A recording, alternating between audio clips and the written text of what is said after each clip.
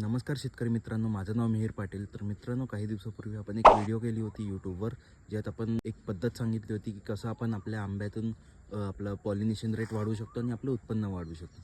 तर मित्रांनो, त्या व्हिडिओमध्ये आपल्याला एक कमेंट आली होती हे सांगताना की आपण जी मी पद्धत सांगितलेली ती न करता आपण मधमाशांच्या पेट्या आणून ठेवू शकतो, कारण मधमाशा पॉलिनेशनमध्ये मदत करतात.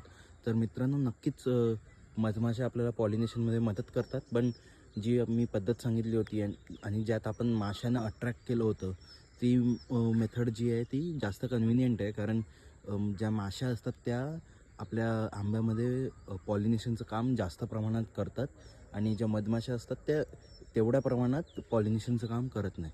म्हणून मित्रांनो, ती पद्धत जर तुम्हाला जाणून घ्यायची असेल तर आपल्या इथे क्लिक करून ती पद्धत नक्की बघून घ्या. नाही तर मग आपल्या कमेंट्स सेक्शनमध्ये लिंक दिलेली आहे, त्या लिंकवर क्लिक करून ती व्हिडिओ नक्की बघा.